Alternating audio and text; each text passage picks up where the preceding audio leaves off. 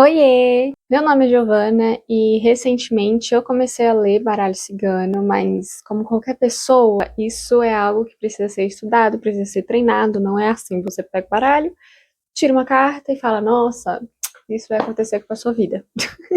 Só que, como eu mostrei pra vocês, gente, no meu vlog, quando meu baralho chegou, começando tudo isso, eu tive muita dificuldade para avançar com os estudos do baralho cigano só com os conteúdos da internet.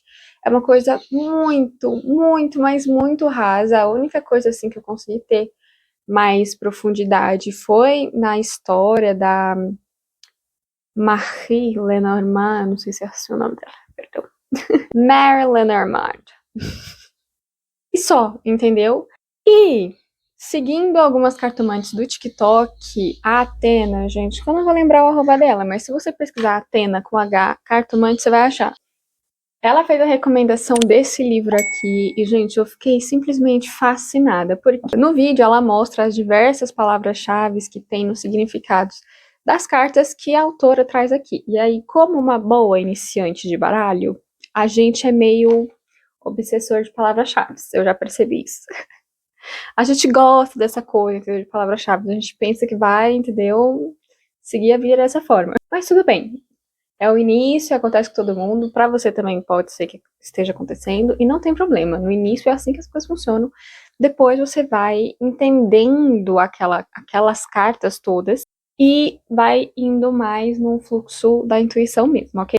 Eu ganhei esse livro aqui, mas se você quiser eu vou deixar o link na descrição pra vocês. Ele é um livro que, assim, ele tá em média de R$ 150, ok? Eu consegui pegar uma promoção.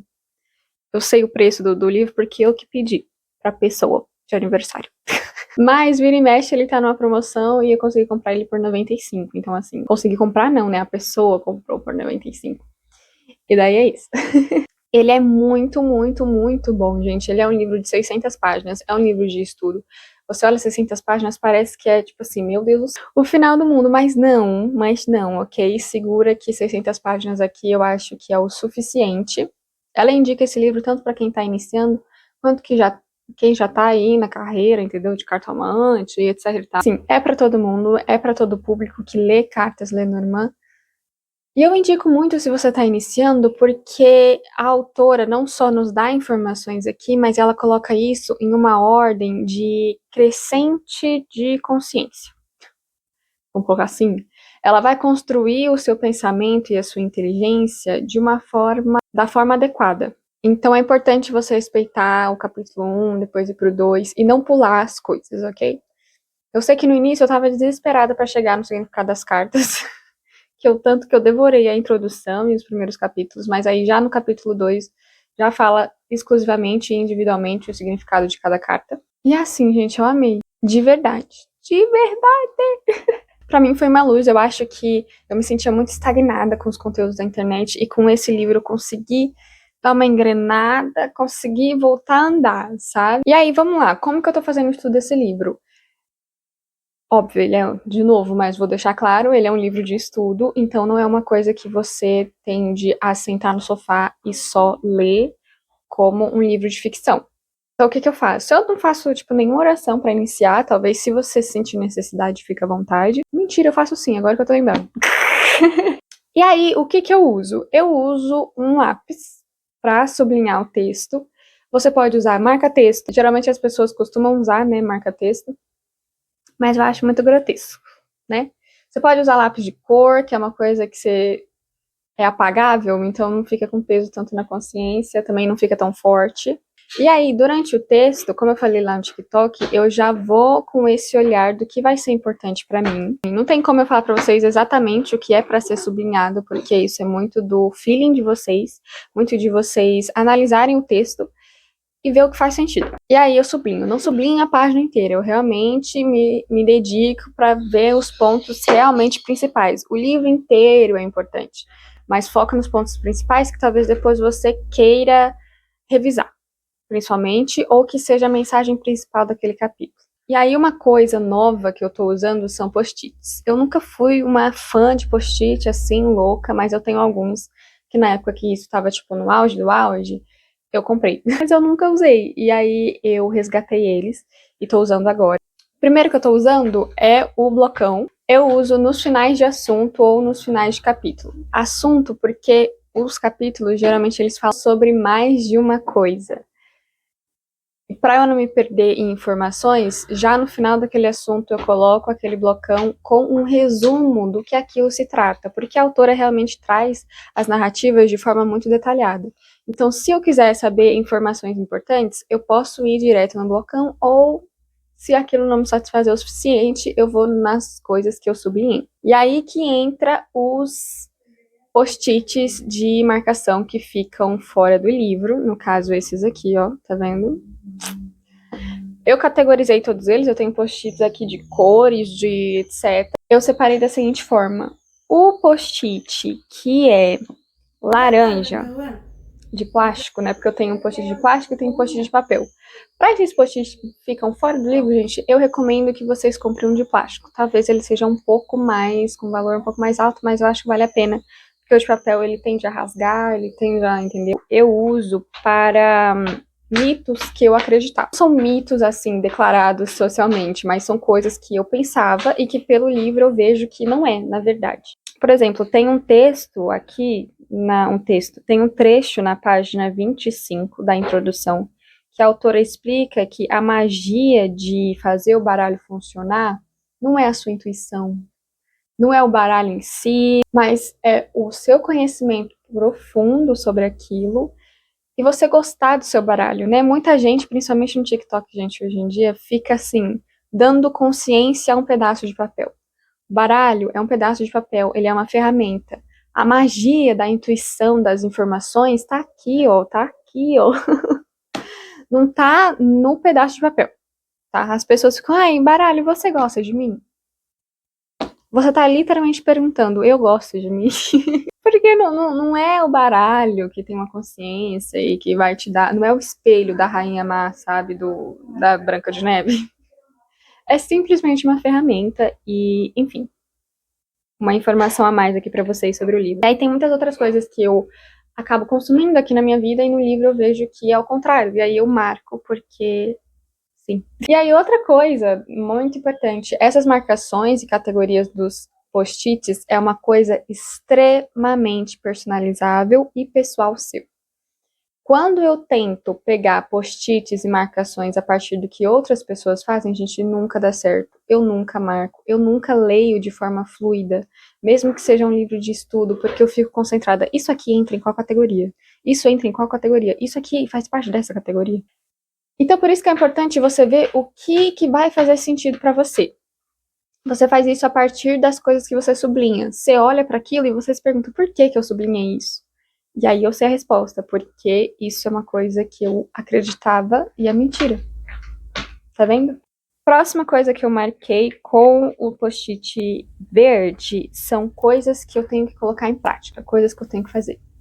Uma coisa importante dos livros de estudo, não adianta você marcar ele, não adianta você estudar ele, não adianta você fazer o que você quiser fazer, resumo, plantar bananeira. Se você não colocar aquelas informações em prática, seja o livro que for, não vai adiantar muita coisa. Não vou dizer que não vai adiantar nada, porque você vai ter uma evolução de consciência, mas colocar em prática, eu imagino que seja passo fundamental aqui. Eu sublinho as coisas que eu quero colocar em prática e aí eu já coloco post-it verde para depois eu ver que eu tenho que fazer, entende? Aí eu não sei se quando eu fizer, eu tiro esse post-it ou deixo aí, mas enfim, isso aí depois eu deixo. É o post-it azul de plástico, eu deixo para coisas que eu quero fazer conteúdo. Por enquanto eu só marquei uma coisa. Eu não vou fazer conteúdo assim do livro inteiro, mas tem alguns pontos que eu gosto de trazer aqui pra vocês, então fiquem ligados, gente. Eu sempre trago conteúdo sobre no meu TikTok, principalmente. É o mesmo arroba do canal, ok? Arroba Giovana_PD. E post-its de papel, finalmente. Eu tenho um que ele tem tonalidade de pêssego e eu deixo ele pra conceitos. Geral, entendeu? Eu sei que eu marquei ele na página 67, Origens, Cartas e Naipes, que a autora explica por que no livro ela vai usar os naipes alemães, é assim que se fala? Por que ela vai usar os naipes alemães e não de qualquer outra nacionalidade? E aí eu achei importante marcar isso e colocar o post-it, porque vira e mexe, eu sabia, e hoje eu passo por isso. Eu sabia que ia ter hora que eu ia falar, tipo, mano, por que que eu tô vendo isso? E próximo post-it que eu uso é esse rosa, que eu uso ele pra coisas que são, assim, importantérrimas. Eu coloquei ele na parte que se fala sobre baralhos invertidos. Tem pessoas que leem baralho invertido, tem pessoas que não leem, e aí também no TikTok fica essa sombra de qual que é o certo, e a autora traz aqui a reflexão dela, que não é nada disso que o TikTok fala, inclusive. Gente, por favor, se você for estudar baralho, estuda por esse livro, não estuda o TikTok.